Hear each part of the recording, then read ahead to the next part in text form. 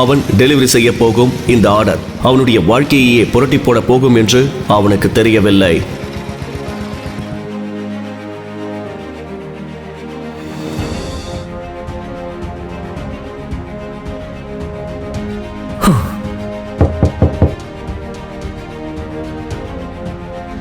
எவ்வளோ நேரம்டா தற்கூரி?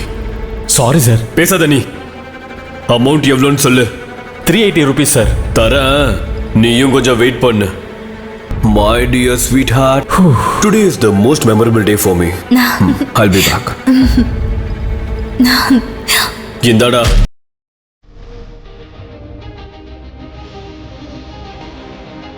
அப்பொழுது உள்ளே நின்று கொண்டிருந்த பெண்ணின் முகத்தை பார்த்த ஹரிஷுக்கு தூக்கி வாரி போட்டது.